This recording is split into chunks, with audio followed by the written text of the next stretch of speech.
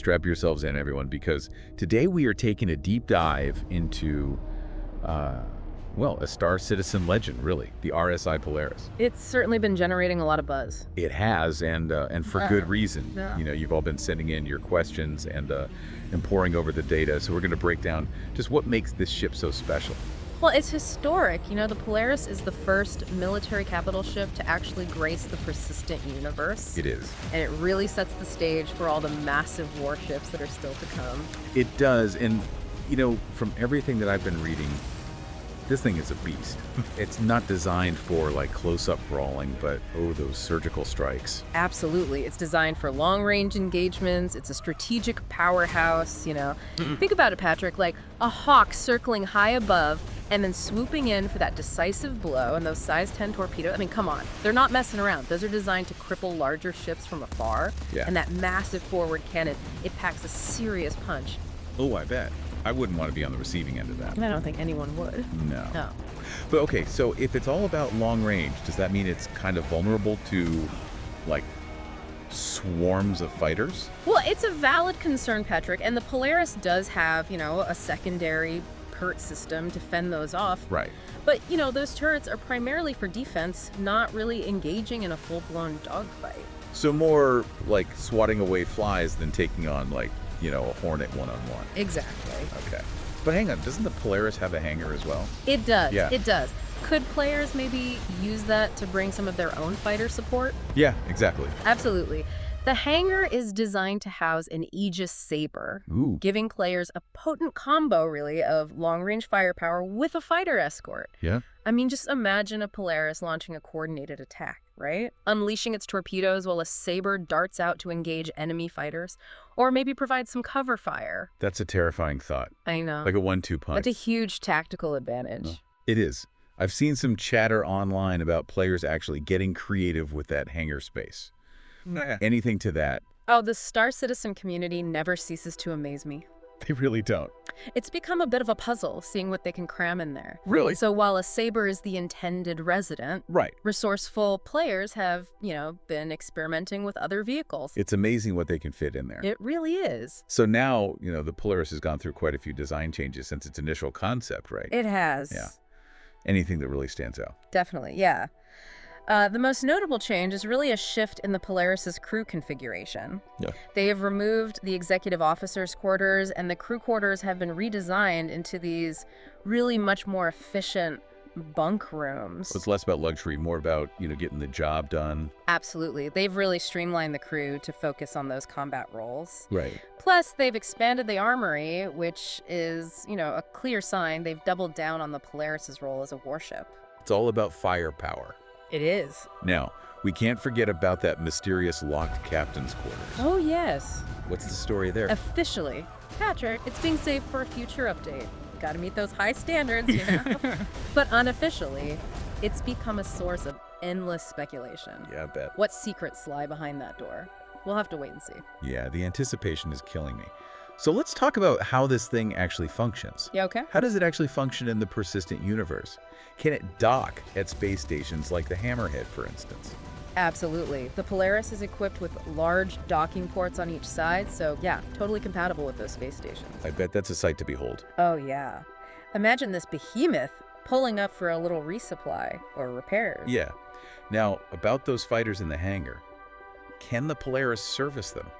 Can players, you know, repair, refuel, and rearm right there? As of right now, no plans for automated servicing. But players can totally handle those tasks manually, of course. You know, if they have the resources and the time. Makes sense. It's going to require a bit of elbow grease. It adds a nice layer of logistical realism, doesn't it? It does. You can't just push a button and magically have everything fixed up. Mm-hmm. You got to think strategically about how you manage those resources and coordinate your crew. Absolutely. And speaking of strategic considerations, Yeah? the Polaris has a fascinating point defense turret system. Okay. These turrets are powered by AI modules, meaning they can target and engage threats automatically. So it's like having a built-in bodyguard watching your six at all times. It is, and the system prioritizes hostile ordnance first, Okay. then moves on to nearby enemy vehicles. Right. But here's what's really interesting, Patrick. The developers have hinted that players might get more control over these AI turrets down the line. Ooh, that's going to be interesting. It's going to be a game changer, right? Imagine fine-tuning those targeting priorities, or maybe even taking direct control in really critical situations. It adds a whole other layer of strategy to it. A whole other layer. So now let's talk about those infamous torpedoes. All right. We know they pack a punch, but what about reloading? You got to head back to a station every time you fire them off. That'd be a pain. Well, for those who like to get their hands dirty, there's a manual reload option. Using a multi-tool tractor beam, of course. Oh, okay. You'll need spare munitions on board. Makes sense. So it's a choice, right? Play it safe, head back to base for a full reload, or risk that manual reload for a quicker turnaround. Decisions. And what about the cargo bay? It's not designed for vehicles, right? No, not technically, but knowing this community, Yeah. I'm sure they'll find a way. They'll find a way to cram anything in there. Oh, absolutely. They're like masters of space Tetris, I swear. They are. Now, on a more serious note, I've heard some chatter about the Polaris's signage and the room labeling. Yes. Some players are finding it a bit tricky to navigate those corridors. Right. Have the devs addressed this at all? They have, yeah. They've acknowledged that those improved navigation aids are definitely on their radar. Okay. Especially when it comes to, clearer signage and room labeling. I mean, it makes sense. It's a big ship. It's a huge ship. It's easy to get lost. It is. Now, there's been some discussion about the removal of those executive officers' quarters. Yes. Can you shed any light on that decision? It seems like it's tied to, that shift in the Polaris's crew configuration. Okay. They got rid of the executive officer role. Right. And rather than having empty quarters, they repurposed the space to expand the armory. So again, form follows function. Exactly. Maximizing efficiency. Makes sense. Yeah, and aligning the ship at design with its role. I mean, this thing's all about combat. Absolutely. It's a great example of form following function in, starship design. Yeah. It really is, Patrick. It's a perfect blend of that classic warship aesthetic, but with cutting edge technology. It's like a starship that's seen its fair share of battles, but it's still ready to take on the mom. Yeah. For me, it's got to be that sheer potential for chaos. We're talking about a capital ship with serious firepower, a dedicated fighter bay, entering the persistent universe. Oh, yeah. I mean, it's a game changer, wouldn't you say? Absolutely. The arrival of the Polaris, it has huge implications for the balance of power. Yeah. We're not just talking about small skirmishes anymore, Patrick. We're talking about entire sectors being reshaped, trade routes disrupted, territorial disputes erupting. With the Polaris at the center of it all? Exactly. Organizations, Yeah. maybe even entire governments, vying for control of these ships. Oh, yeah. It's a whole new level of strategic gameplay. Absolutely. And it's not just about raw firepower either. Right. It's the ability to carry a fighter and potentially, thanks to the community, other vehicles as well. Oh, yeah. Adds a layer of tactical depth we haven't seen before. It's like a mobile base of operations. It is. A platform for launching strikes, coordinating defenses. I mean, what do you think? Will the Polaris become like a symbol of power and authority? Or will it be a tool for, those who are looking to challenge the status quo? That's the beauty of Star Citizen, isn't it, Patrick? Yeah. Limitless possibilities. The Polaris is a blank canvas, and the players are the artists. Yeah. And I can't wait to see what they create. Speaking of masterpieces, let's step into the captain's chair for a second. Okay. What's it actually like to fly this beast? Well, imagine commanding a fortress Okay. that can move at incredible speeds. You're not just maneuvering a ship, you're coordinating an entire crew, managing weapon systems, monitoring defenses. Right. It's a real test of skill and leadership. And the sheer scale of it. I mean, we're talking about a capital ship. It can't be as nimble as a fighter, right? True. It's not going to be winning any dogfighting competitions. No.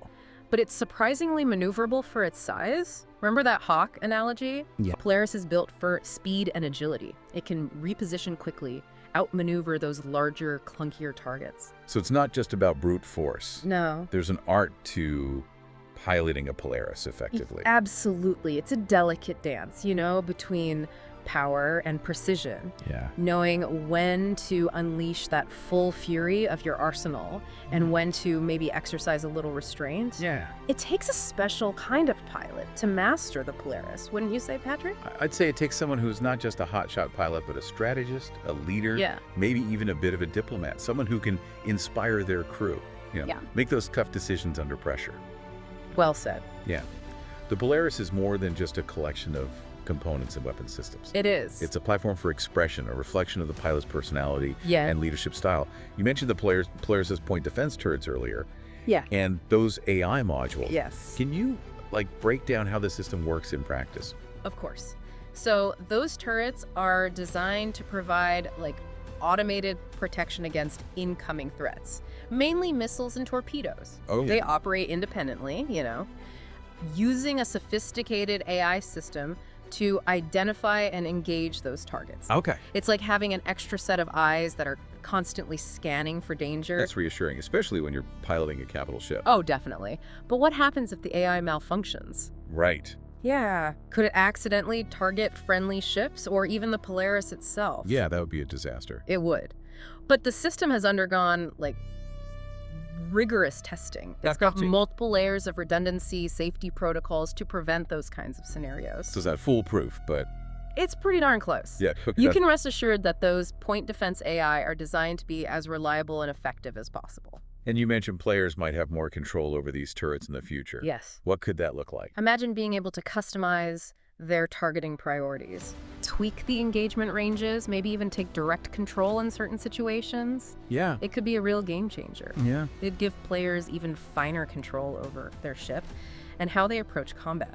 Speaking of control, let's talk about those torpedoes. Yes, those monstrous torpedoes. Yeah. They can cripple the largest capital ships, but I imagine they're not exactly easy to use. You're right, Patrick. Those size 10 torpedoes are incredibly powerful, but they do require a skilled hand. They have a limited range, and they're relatively slow moving, which makes them susceptible to countermeasures. So it's not just point and shoot. No, you need to think strategically, consider target speed, trajectory, potential defenses. It's like a chess match, not a brawl. Precisely. And then there's reloading. Right. You can either return to a space station, a specialized facility for a full reload, or if you're feeling brave, you can try a manual reload on the battlefield. Wait, you can manually reload torpedoes on a Polaris? How did that even work? Well, it involves using a multi-tool tractor beam to very carefully maneuver those spare torpedoes from the armory into the torpedo tubes. Oh, wow. It's a delicate operation. I bet. It's not for the faint of heart. It's not. It sounds like something straight out of a sci-fi movie. It does, doesn't it? All tense, high stakes, you need a steady hand. It's a testament to the depth and complexity of Star Citizen's gameplay. Yeah. The Polaris isn't just a ship. No. It's a microcosm of the universe itself. It demands engagement, expertise, and a willingness to get your hands dirty. And speaking of getting our hands dirty, let's talk about the cargo bay. It's not officially designed for vehicles. No. But I can't imagine that's going to stop our resourceful players. Oh, absolutely not. The cargo bay is a siren's call to those who love to push the boundaries. Yeah. I fully expect to see players cramming everything, from ground vehicles to mining equipment into that space. That's like a giant high-stakes game of Tetris in space. It is. This community's creativity never ceases to amaze me. It's what makes Star Citizen so special. The players are constantly finding new ways to interact with the universe, bending the rules, making it their own. And the Polaris, with its versatility, its potential, it's the perfect canvas for their ingenuity. It is. Now, let's touch on some community feedback. Okay.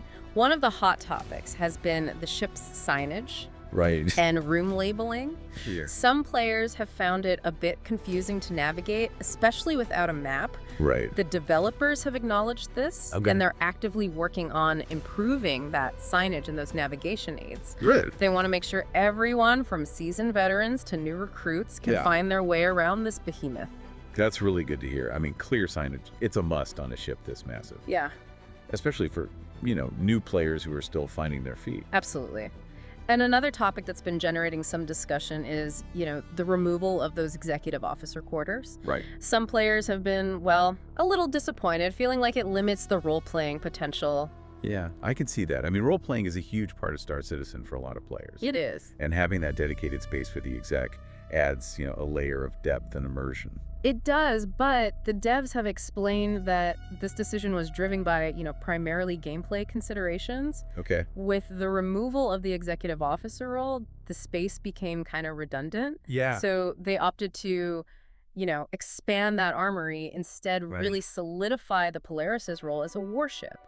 So again, it's about maximizing efficiency and making sure the design aligns with its function. That's a tough balance though, right?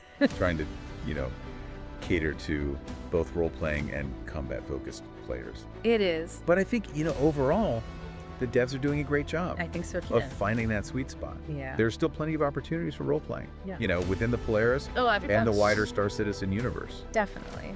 It's about finding those creative ways to, incorporate those elements into the framework we have. Yeah. And who knows, maybe we'll see some future updates. Yeah. These modules that expand the role-playing possibilities. Right. The universe is always evolving. It is. It always is. So Thalma, that brings us to our final question. What lasting impact do you think the Polaris will have on the Star Citizen universe? That's a big one. But I believe the arrival of the Polaris is a pivotal moment, really. Okay. It introduces a whole new level of scale, complexity to combat, opens up a whole new realm of strategic possibilities, and I think it sets the stage for even more incredible capital ships in the future. It really does feel like the game is leveled up. It does. The stakes are higher. It definitely. And the universe, well, it just feels even more vast and alive. Absolutely. It's a thrilling time to be a Star Citizen player. It is. For those of you who are eager to command the Polaris, don't underestimate this ship. It's a powerful weapon. It is. But it demands skill, strategy, and a well-coordinated crew. Don't be afraid to experiment, push those boundaries, and discover new ways to utilize this magnificent vessel. Wise words, Patrick. And for all of you embarking on your own deep dive into the RSI Polaris, here's a final thought. Now that this iconic warship has arrived in the persistent universe, what ripples will it create? How will it reshape the balance of power? And what role will you play in its legacy? Until next time, keep exploring, keep questioning, and keep diving deep.